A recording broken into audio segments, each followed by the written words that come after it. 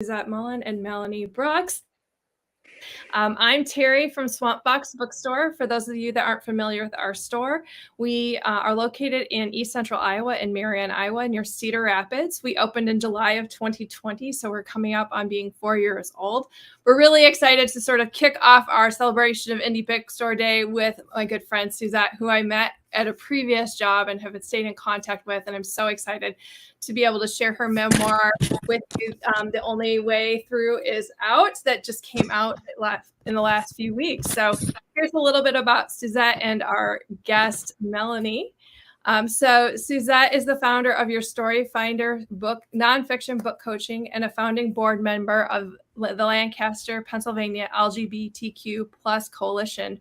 Her tiny love story, The Seed, which became this book, was published in the New York Times Modern Love column. A little bit about Suzette's book. Suzette Mullen has been raised to play it safe, and she hated causing others pain. With college and law degrees, a kind and successful husband, 2 thriving adult sons, an Ocean View vacation home, she lived the life many people would envy. But beneath the happy facade was a woman who watched her friends walk boldly through their lives and wondered what was holding her back from doing the same. Digging into her past, Suzette uncovered a deeply buried truth. She'd been in love with her best friend, a woman, for nearly 2 decades and still was. Leaning into these unspeakable feelings would put Suzette's identity, relationships, and life of privilege at risk, but taking this leap might be her only chance to feel fully alive.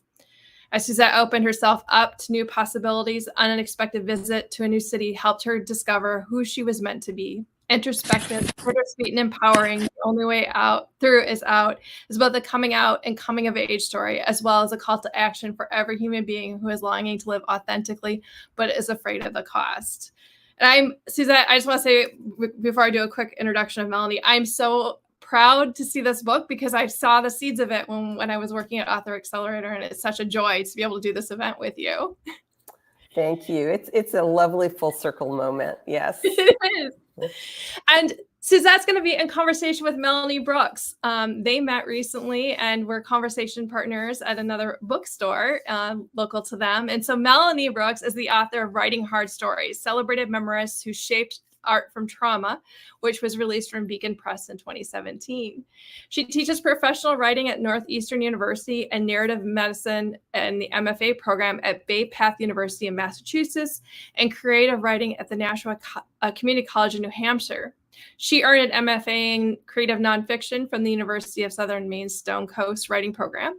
Her work has been published in Psychology Today, The HuffPost, Yankee Magazine, The Washington Post, Ms. Magazine, Creative Nonfiction, and other notable publications.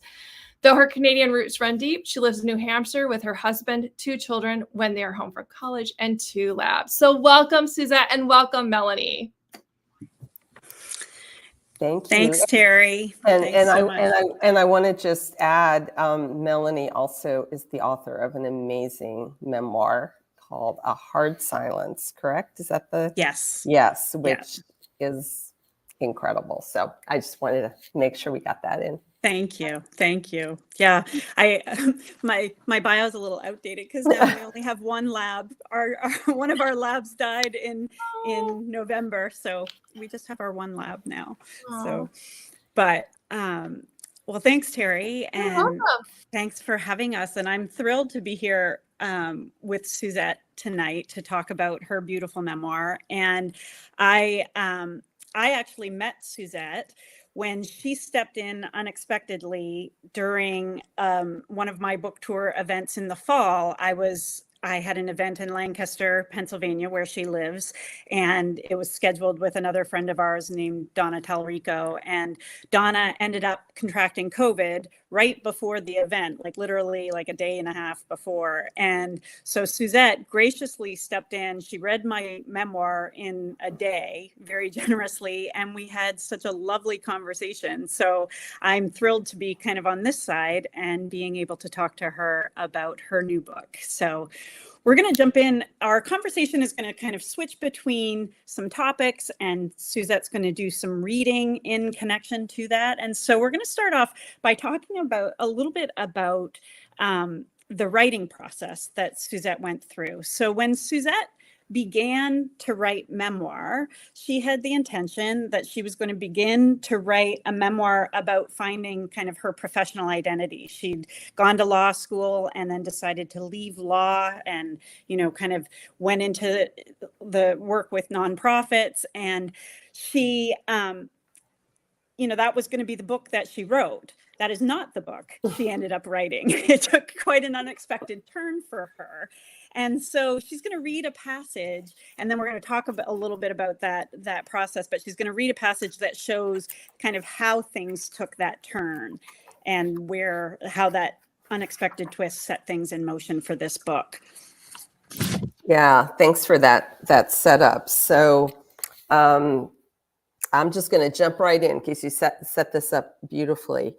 One day in March of 2015, I opened my laptop to work on my memoir, but what I wrote instead was this: I have to touch her. The thought wouldn't leave my mind all day. A chill went through me as I lifted my fingers off the keyboard. I hadn't thought about that moment for almost 2 decades. And WTF? It didn't have anything to do with the story I wanted to write.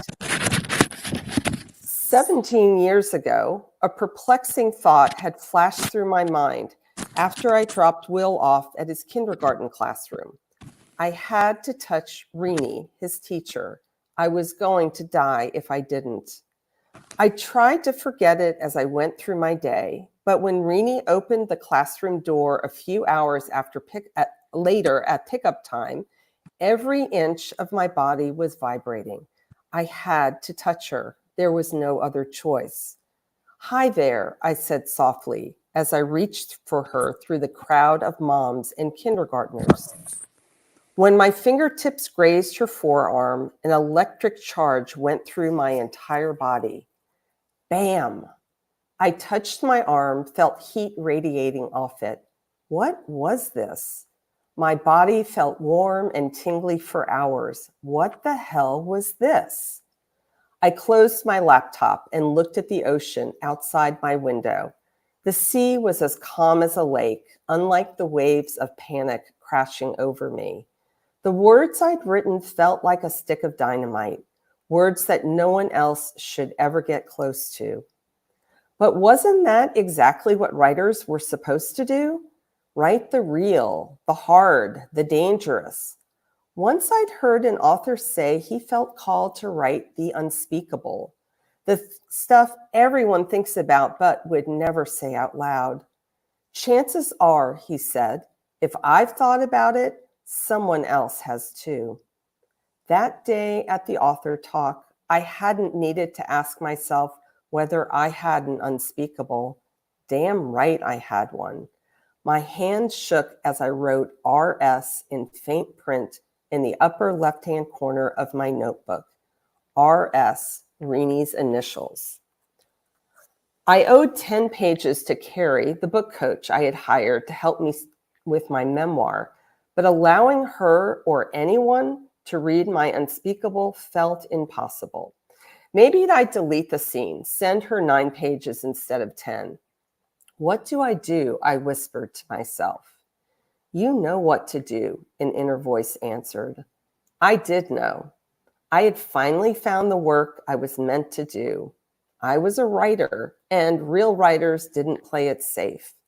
They wrote the whole big messy story, not a sanitized version of the truth. Trembling, I hit send and the pages flew into cyberspace. But as soon as my finger lifted off the keyboard, I wanted to scream, come back. What had I done? Evan, my husband, was puttering 2 floors down in his basement study, blissfully unaware of what I'd sent out into the world. Will was crunching numbers on Wall Street, and Patrick was studying economics in college, both likely thinking this was an ordinary day. And Rini, I was probably the furthest thing from her mind as she put out fires at the preschool. I closed my laptop and hugged myself, trying to stop shaking, but I couldn't ignore what my body was telling me. Something big had been unleashed. And one thing I was about to learn, the body doesn't lie. Thank you. So I know from my own memoir journey, and I know from working with a lot of other memoirists who are trying to bring their stories to the page, that we sometimes don't actually know the story that we're writing until we actually start the writing. It seems kind of counterintuitive, this idea that we write our way to the story, but that's often what happens. And your book is a really beautiful example of this. And that, you know, that first line that actually becomes the first line of your memoir, that unspeakable, right? That kind of set this book in motion and helped you start looking into what the story was that you were actually trying to tell. Did you understand that that's what was happening for you once you wrote those words? Oh, absolutely not. Not in the beginning. I knew when I wrote those words that they were dangerous and authentic, and there was something really real in there, which is why I reluctantly did send them off to my book coach, because I knew there was something there, but at the time, I had absolutely no idea what those words would set in motion. And in fact, in my real life, while I was starting to live out this other story, which I, end up writing about in The Only Way Through Is Out, I continued writing the first story. I continued on my merry way, writing the memoir about my professional journey, and in fact, I finished a draft of that. And so it wasn't until I was further into living the story that I tell in The Only Way Through Is Out that I realized that was actually the story that I wanted to write and send out into the world. So I'm curious whether any of the material from that original manuscript made it into this story. Yes. So yes, some of it did, and in fact, in earlier drafts, more of it did, because of course, we are like, oh, I wrote these great scenes, and I wanted to. I thought, in fact, initially, I thought, well, maybe I can kind of take what I've written already, and I can sort of tweak it and turn it, and clearly that wasn't going to work. But in earlier drafts, there was quite a bit more of the material from the first book, and I eventually pared that down, so it was only there as backstory to serve the story that I was actually telling in The Only Way Through Is Out. Yeah.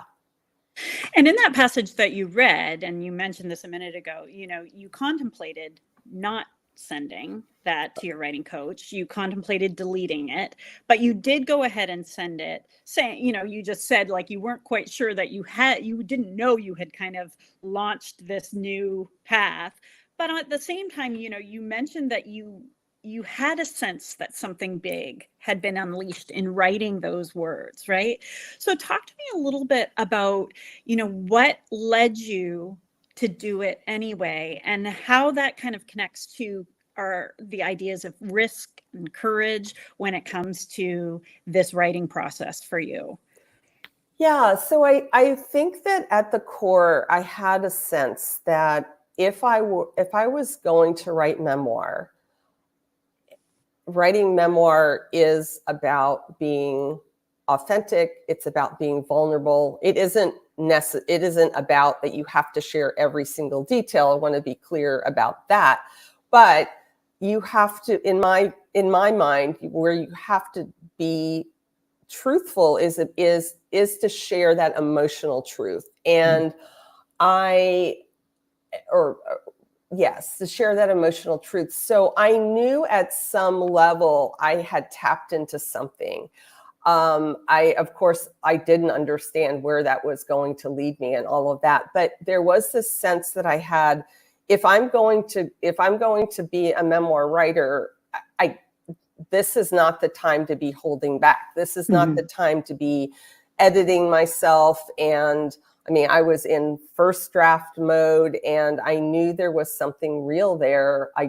And so that's really what motivated me to go ahead and send it to the book coach. And I also had, this was a person that I had just started working with a little, I'd been working with her for probably a month or two, but I trusted her. And so that's really the reason. It was, if I'm going to write memoir, I can't be holding back at this stage. That was what was going through my mind.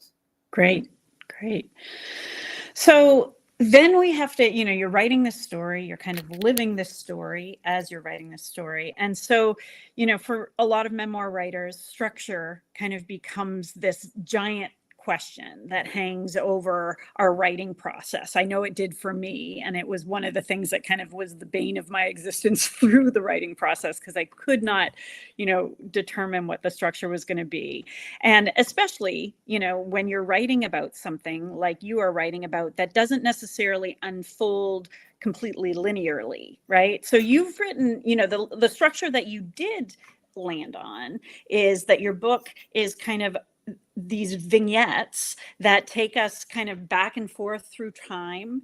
And what I see as kind of the anchoring forward momentum is that kind of you wrote those unspeakable words, and that set into action, kind of the events that unfolded in your life after that moment. So it's kind of anchored by that. But, in a lot of ways, the vignettes themselves show us that it wasn't those words that started your journey to discover that you were gay, started that journey to, that had begun in a lot of different moments in your life. And those vignettes kind of take us to that place. So I know you're going to read to us a little bit like some of these kind of beginning points that could have potentially been the starting point for this story, instead of just writing those words. Yeah. So let me just speak a tiny bit about the structure, and then I'd be happy to read a couple of the vignettes. So we talk about story present, which is, basically the plot of the book. And so, as you mentioned, writing the unspeakable, we call that that was probably my inciting incident, right? So it's the thing that sets the story in motion, and we follow my journey about what happens after that. And it's that part of the story is told in largely chronological order, with a few exceptions, but then it's all the other stuff. What do you do with everything else? All the things that happened before the inciting incident. And it's a challenge for all memoir writers, right? I mean, it's, what do you do with the backstory and the flashbacks and all the important information? And what I eventually landed on, and it took me a long time to get there, was to, for the most part, tell those backstory, those past moments that were important to understand the present day story. I told them in vignette form. And it was very freeing when I actually landed on that. And I landed on that pretty late in the process. I landed on that in the draft that I eventually queried. And I have no idea what number draft that was. Shall I read a couple of the vignettes? Yeah. Okay. So this first vignette I'm going to read shows up on the second page of the book. Stories have many beginnings. This is one of mine. Music time, my nursery school teacher calls out. Yay! I rush into the room with the big black piano and sit in the front to be near Mother Brian, who is in charge of music. Dee Dee and Judy, my best friends, sit down next to me. A fun idea pops into my head when Mother Brian starts playing one of my favorites. This song has 2 sets of words, and when Mother Brian and the other kids sing one set, I'm going to sing the other. my special secret. I can't wait to giggle with Dee Dee and Judy afterward. No one says anything when I sing in a whisper voice, but I want everyone to know what a smarty pants I am, so I sing loud like the people on the radio. Mother Brian stops playing the piano and glares at me. Suzette, that's unacceptable. Go to the back of the room. My body gets all hot as I walk to the back. Everyone is looking at me. I want to disappear like Casper the Friendly Ghost. I hope Mother Brian won't tell Mommy. I hope Dee Dee and Judy will still be my friends. I never want to feel this way again, ever. From now on, I will follow the rules. And I'll read a second one, and then we can talk about them. Yeah. Another beginning to my story. Let me in, I screamed as I stood on the front stoop of my best friend's house. Inside, Meg leaned against the locked storm door. We were laughing, weren't we? Most weekends when we were in third grade, I'd ride my bike over to Meg's and plop down on the cracked brown leather couch next to her, a giant sack of red pistachios from her dad's restaurant between us. We'd watch shows like The Munsters and The Addams Family that my mom didn't allow at home and gorge ourselves on pistachios until we were nearly sick, our fingertips deep pink, our mouths ringed in fuchsia like clowns. I was desperate to be inside a house where TVs blared, newspapers piled up, and cupboards were filled with treats. My house was spotless, sterile, silent.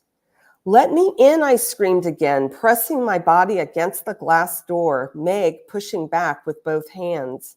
Suddenly, shards of glass, red everywhere. Meg's arm through the door, blood everywhere. Meg's screams everywhere. When you push too hard to get what you want, people get hurt. Mm-hmm.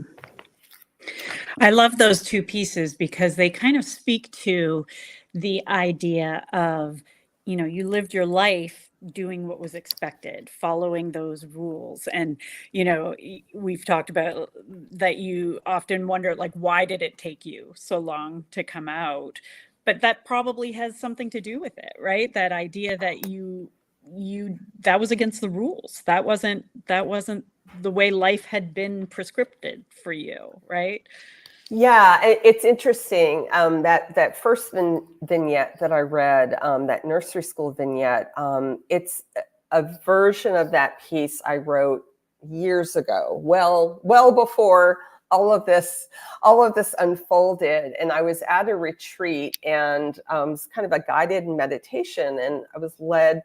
I believe the prompt was, write one of your earliest memories. And that was the memory that came up for me. Mm. And I wrote it, and I didn't really, I wrote it, but I didn't really know what meaning to make of it. And I came back to that in this story and really sat with that, and also some of these other childhood vignettes, and really kind of turned them over in my mind. And why is this so important? Why did I remember this? And what does this tell me about the childhood imprinting, and mm-hmm. Why I lived my life a certain way? And so I decided to kind of call, I have maybe another one or two vignettes in here that I call beginnings, because the story could have, beginnings are so hard, right? Where do we begin? Where do you start? Right. Where do you start? And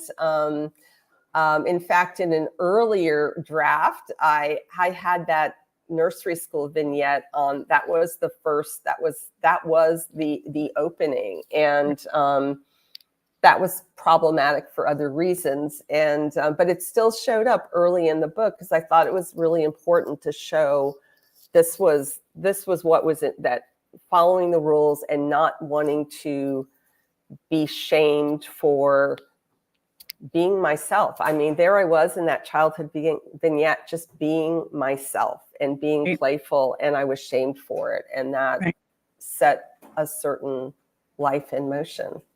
Well, and in the writing process, if you choose that as your beginning place, then it sets kind of what has to come next, like it kind of, you recognize, like, if this is where I start, then I have to kind of follow that thread, right? Like, I know for my memoir, I think I had about 7 different prologues over the course of writing that book, because each one kind of at one point in time felt like, okay, this is really the beginning point. So I'm wondering kind of how many different structures did you play with along the way? Oh my goodness. Well, I always knew where I wanted to end the book. And for, those of you who haven't read the book yet, and I hope you will, and when you do, you will see that I have sort of somewhat of a perfect storybook ending. I mean, that was it.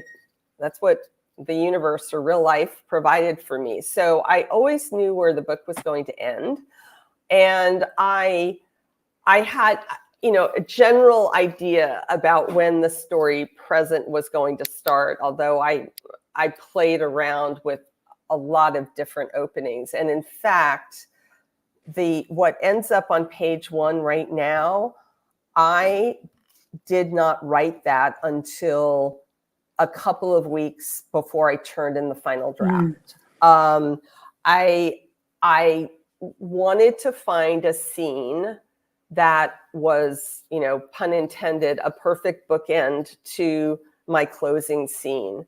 And in my closing scene, I'm fully alive. I'm fully who I am. So I wanted to find a scene where I was the opposite of that, when I was struggling with that. And I finally, this was the conversation that shows up on the first page with my husband. I think I had written, a sentence or two of that before, but I wrote it as a full blown scene, and really like in December, and my draft was due at the end of December. So it took a while. Well, and I think that's encouraging for people out there who are memoir writers, right? And are still kind of in this place of like, I'm not sure if this is, like, it's okay. I think, what we can both reassure people is it's okay if the structure you're in right now is not the structure you end up with, because eventually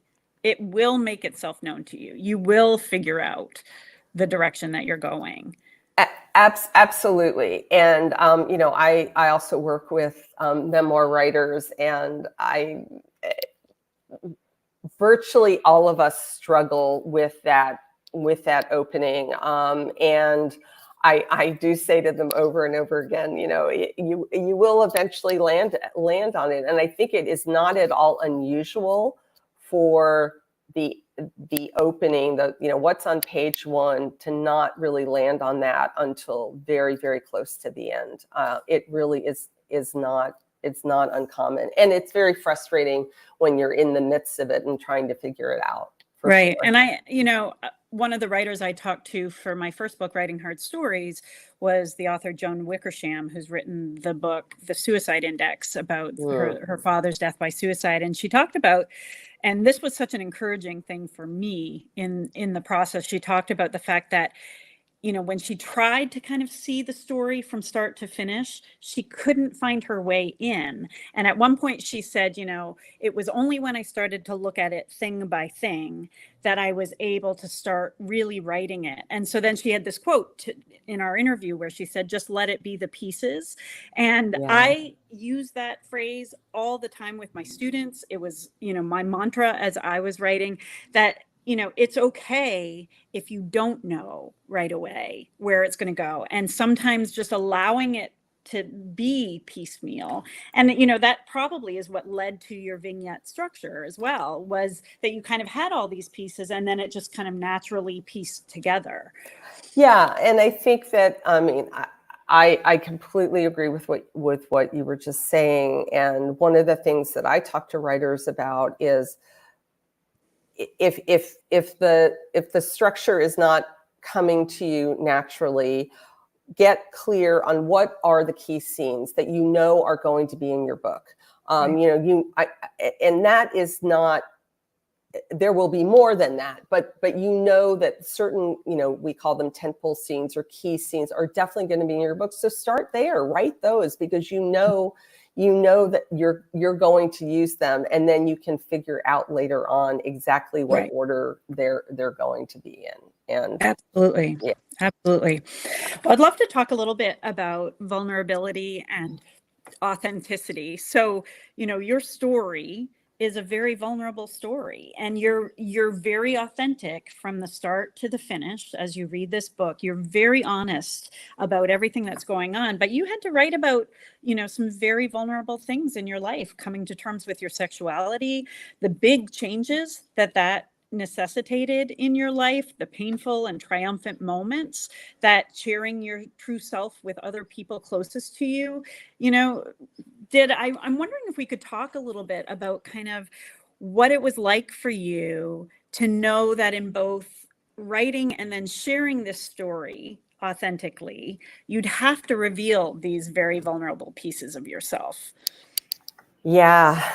So I think that for me, and it's maybe different for other people. For me, I was very focused on the writing process while I was writing. And I tried not to think so much about, well, what is this actually going to feel like? And be like, once this is out in the world, and then you have those sort of, oh shit moments when you realize this is going to be out in the world.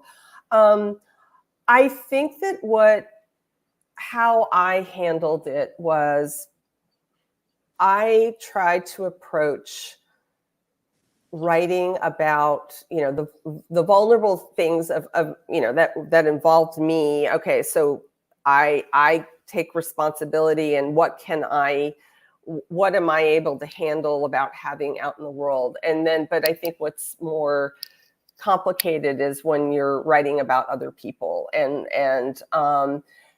so what I really tried to do is I tried to write from both a posture of compassion and generosity as much as I was able to, with the other people that play a role in my story. And I feel like as my drafts, as each draft, I got a little more, with a little more distance, I was able to see more about how the other people that were interacting with me, how they might have experienced the situation. And then, in terms of, and then I made some decisions about privacy for, both myself and for some of the key characters in my story. I think that's one of the things that we have to do as a memoir writer. What is necessary to tell the story authentically, and then are there details or scenes that that could potentially be embarrassing to other people, that are not essential to the story? And I did hold back on some of those, and I feel at peace with how I managed it. We can never do it perfectly, and I'm sure that there may be people that are not happy. Well, it's always tricky territory, isn't it? Because as much as we are claiming this as our own story, our stories intersect with the lives of other people, right? And we're not being honest or authentic if we don't share some of those intersections, right? And as you said, you make very conscious decisions along the way about how you're going to approach writing about the people in your story whose stories intersect with yours, especially when those are people who didn't ask to be written about, right? They aren't necessarily embracing the idea of the story being made public for everybody else. So I'm curious whether you shared any of the writing in process with the people closest to you. Yeah, so that's a really good question, and I know that different people handle that differently. Some people will share everything. Some people will share nothing. What I did, I took sort of a middle ground approach. I didn't actually share the manuscript drafts with anybody else that was a character in my story. But what I did do were the people that were close to me, family members in particular. I kind of discussed with them, these are the things that I'm going to be writing about. And I asked for permission about certain things. An easy example there would be my older son, who has ADHD, and he was diagnosed with that in kindergarten. And it's kind of an important detail in the story. But I also wanted, he's in his 30s now. I wanted to respect his privacy and his right to either share that or not share that. Right.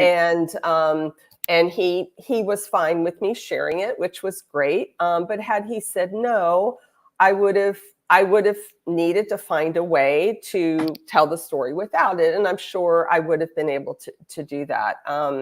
I'll give you one other example.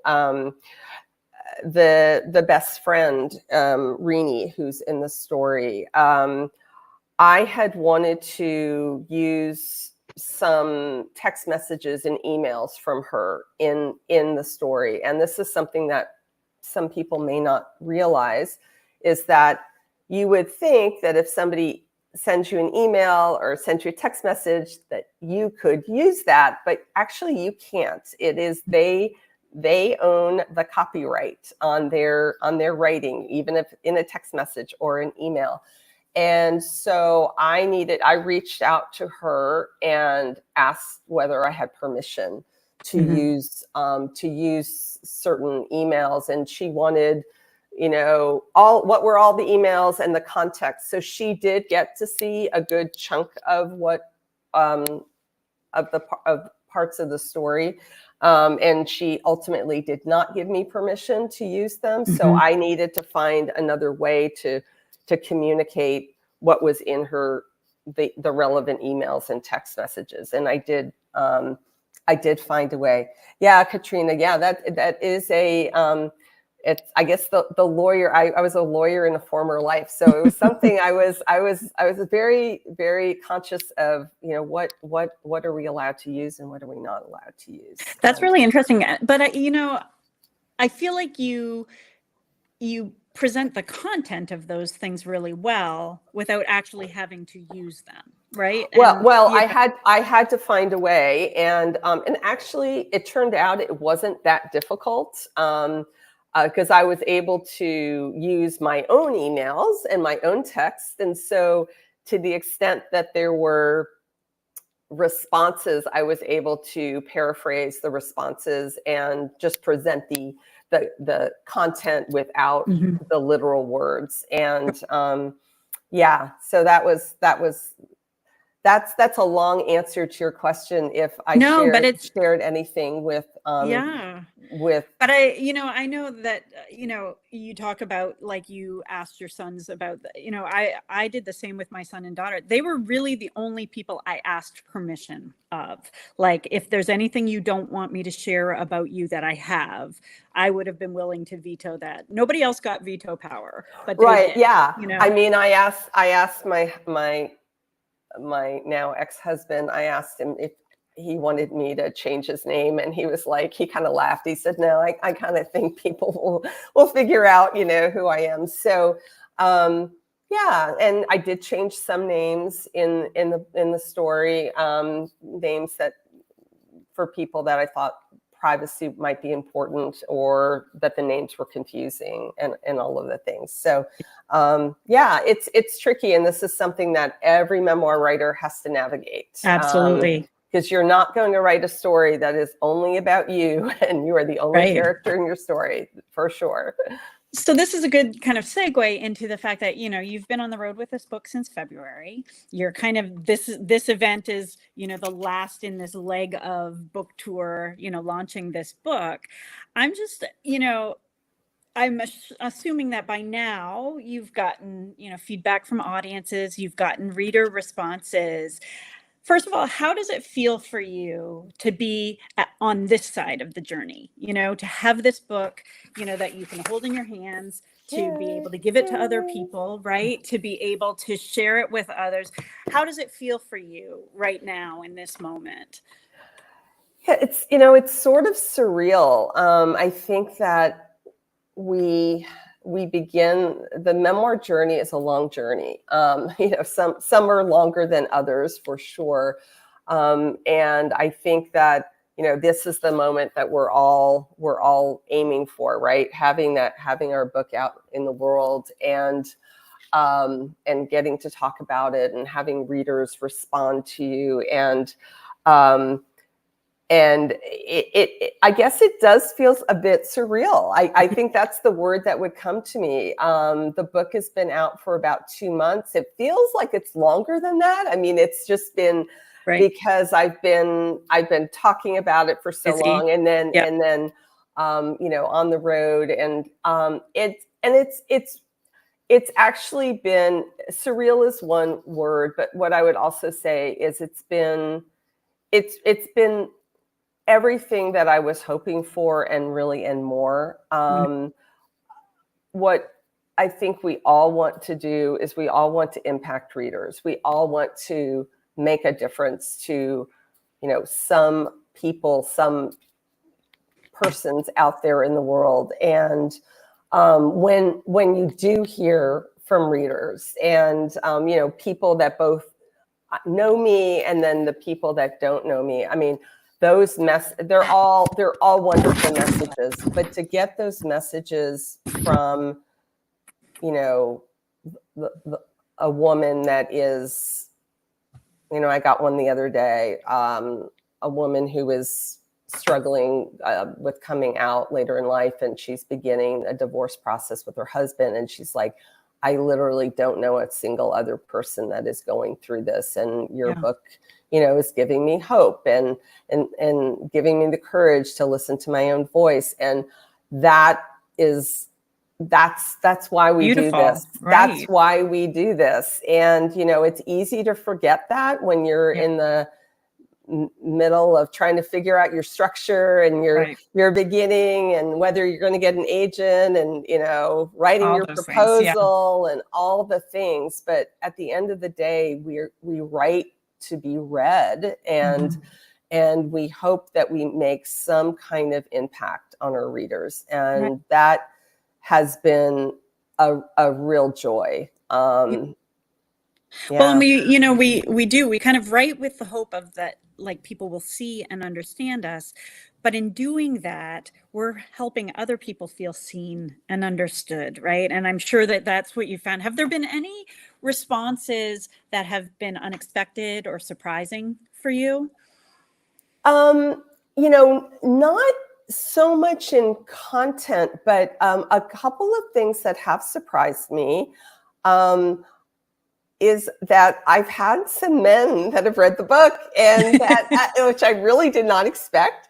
Some of them are gay men, but not all. And some of them were husbands of friends of mine, and that really connected with the book. And that was a surprise to me. And there were two younger gay men who I actually personally know both of them.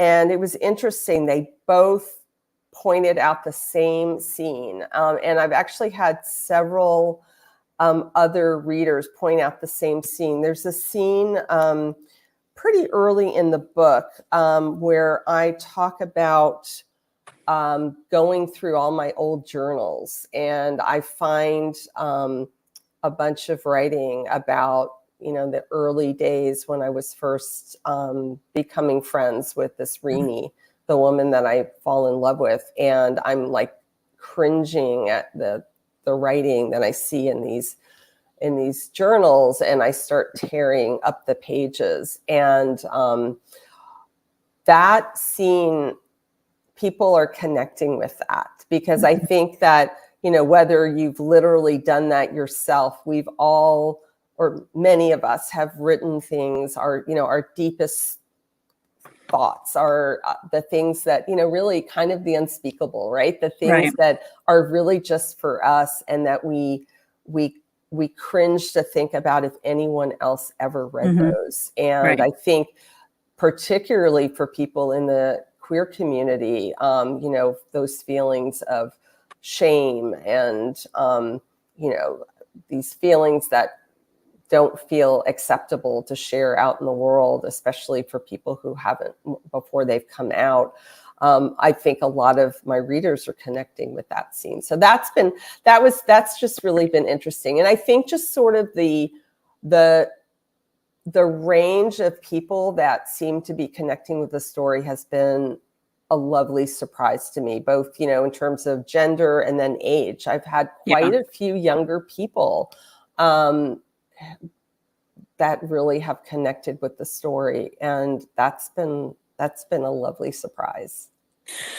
Well, I feel like I could just keep talking and talking and talking and asking questions, but I want to give this last 15 minutes to our audience. And I already see that my friend Penny has a question that was one of my questions. So she's just jumping in with a great question. She's asking, she said, if I understand correctly, you were writing this story as it was unfolding. If that's right, I would love to hear you talk about the advantages and disadvantages of that. Did you have a writing narrator voice in your head throughout the experience? Yes. So Penny, I wasn't literally writing the story as it was unfolding. But I didn't, my early drafts, my first draft, I did not have a lot of distance from the story. So this story ends in June of 2017. That's, what's on the last page of the book. And I began writing the draft of this story in early 2018. So probably about 9 months after the end of the story. And let me see if I can do some math. The story really starts in 2012 or 2015. So I had some distance, but not a huge amount of distance. So, the first draft was very much a first draft in that it was just getting the events that happened down on the page, getting the plot level down on the page. And then as I had more and more distance and perspective, I started really understanding what the story was really about. And started seeing some threads there's the inner voice plays a big role in my story. And in fact, I personify it. I call it the voice. And that wasn't in an early draft. I mean, it was as I was going through, I was noticing, okay, this inner voice keeps showing up. And then I started looking at other moments in the past. When did I hear my inner voice before? Did I listen to it? When did I listen to it? When didn't I? And then in a later draft, I would weave in, some of those vignettes that relate to inner voice. And I did that with a number of things. There was a second one that is escaping me at the moment. But so to answer your question, I wasn't writing the story as I was living it, but I didn't have a tremendous amount of distance in the beginning. And so that the narrator voice, the voice of more perspective, really showed up in later drafts. And in fact, when my book underwent peer review, which is a step, and I know, Penny, you published with a university press also, that is a additional layer of review when you publish with a university press. One of the peer reviewers was asking for more reflection, so really more of that narrator voice. And so I did look for for places where I could infuse a little more of the narrator voice without being too heavy-handed. Because I really did want, for the most part, I wanted the story to speak for itself. And I just want to quickly jump in and just ask the question too. I mean, you do write about writing. Like you have these, what we kind of call these meta moments where you're acknowledging that you're writing the story in the story. Was that a weird balance for you to kind of play with? Yeah, so that's also kind of a funny thing. Writers love writing about writing, right? We love writing. We love writing about writing. And in earlier drafts, I had a lot more about writing in this book. I had writing conferences and writing groups and writing, and more with the book coach. There was a lot of writing stuff. And that was another comment I got from the peer reviewers, like, just put the amount of writing that is necessary to tell the story. I had a whole chapter about going to a writing conference that really, make it. End of the day, the only reason that chapter was there was it introduced an important character in the story. And, that was where I met that person. And so I constructed this whole chapter around it. And then it was totally not necessary. So that chapter got ditched. And I just, in a sentence or so, when I needed to introduce the character, I just said, character's name, who I met at a writer's conference. I did not need that whole chapter. So yes, but writing was essential, was the thing that set the story in motion. So it was important to include it, but not to include it as much as I did at some earlier stages. Yes. So we have a question from Katrina. She says she's still stuck on the texts and emails. Do you recommend paraphrasing them, or would you communicate them in a different way altogether? Well, what I would say is if it's a person that you still have a relationship with and or feel comfortable reaching out to, reach out to them and see if you have permission to use their emails or text messages. But if it's not that case, I think you can just find, you can find ways to handle it. I think the way I handled it in a number of at least two ways. I paraphrased. There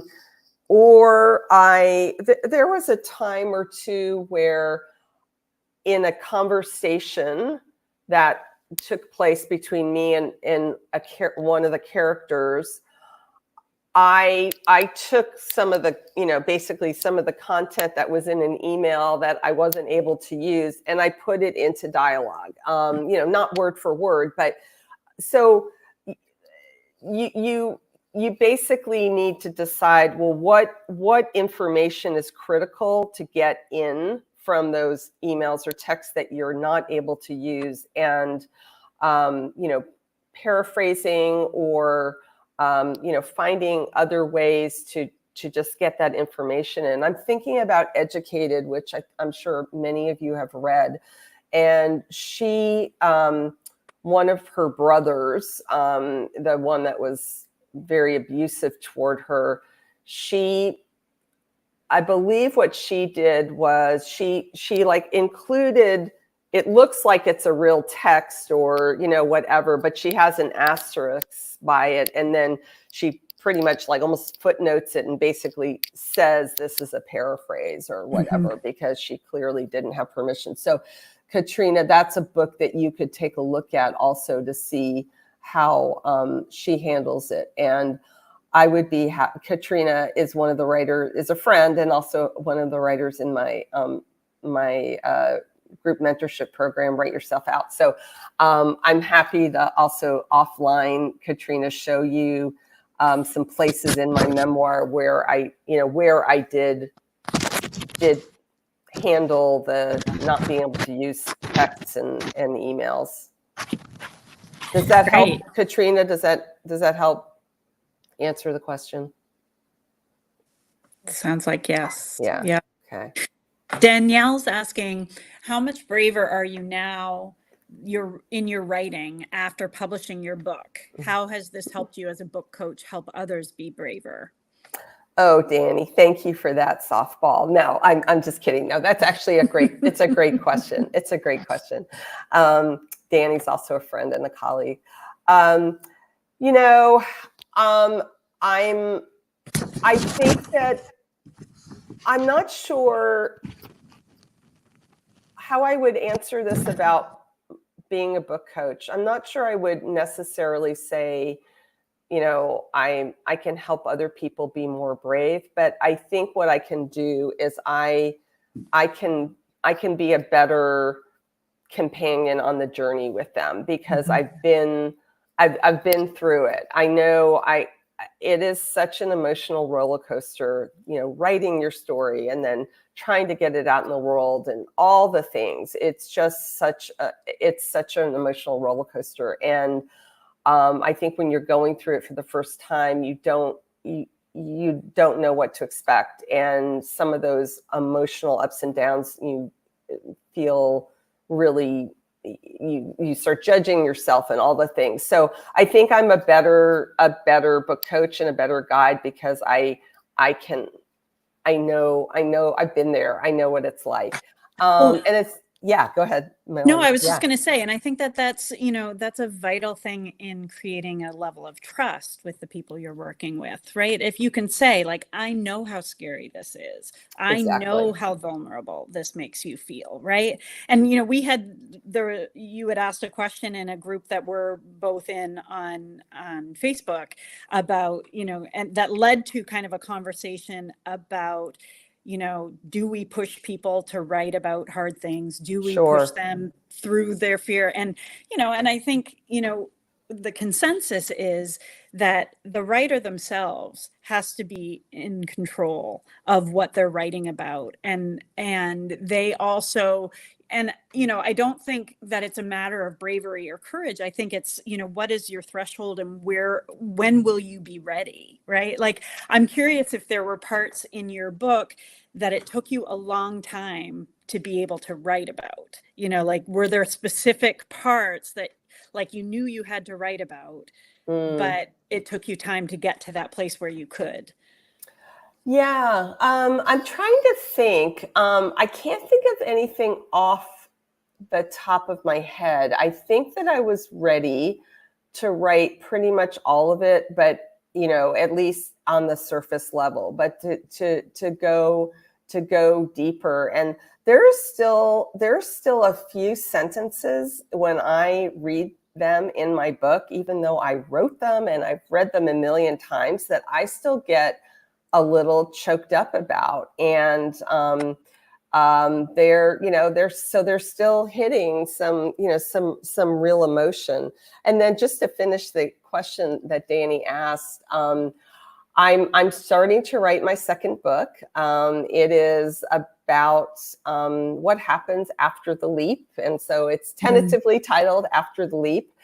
And I hope I will be at least as brave as I was in the first book. And this may be wishful thinking, but I'm hoping that maybe this book will come out a little more easily than the first book did. Does it feel differently? Does it feel different for you? I've really just started sketching it out, but it feels a lot less scary, because I know what I'm doing now. I know what I'm doing, and so it feels less scary, but it remains to be seen how I'm not under any illusion that it's going to be easy. I know it won't be easy, but will there be fewer than, you know, 11 drafts or so? I'm hopeful. Or how many moments of feeling like you're going to disintegrate in front of your computer, right? Right, exactly. Maybe fewer of those, right? Exactly. I think that's a great place to end. I know we're kind of at the end of our time, but I urge everybody to buy Suzette's book. It's a wonderful read, and I think you'll learn a lot about both writing and life through reading it. So it's been a privilege to have this conversation with you, Suzette. Thank you, Melanie. I love getting to chat about all the things memoir with you. So I really appreciate it. Thank you, Melanie. Thank you, Suzette. This was wonderful. And like Suzette said, this is really a full circle moment for me to be able to be holding your book. And we do have copies in stock at Swamp Fox Bookstore. You can go to swampfoxbookstore.com/virtual. It'll take you right to a page where you can buy Suzette's book as well as Melanie's. And Suzette did send us some amazing signed book plates. They all say it's never too late to live out loud. So if you buy a copy of the book, you'll get one of the book plates while supplies last. And we ship even to Canada now as of a few weeks ago. So we ship here in the United States as well as to Canada. We'll be happy to get this book into the mail to you yet this week if you're interested in getting a copy of the signed book plate. So thank you again. The replay will be available on YouTube and Facebook, so you can always come back and look at this discussion again. And once again, Suzette and Melanie, thank you so much for taking time out of your evenings. And congratulations, Suzette. Thanks, Terry. Thank you, Terry, for, I should have said up front, thank you so much for hosting us and hosting me and hosting us. I really appreciate that very much. Yeah. Well, have a good night, everyone. And we hope to see you either in the shop or virtually soon. Thank you. Thank Bye. you.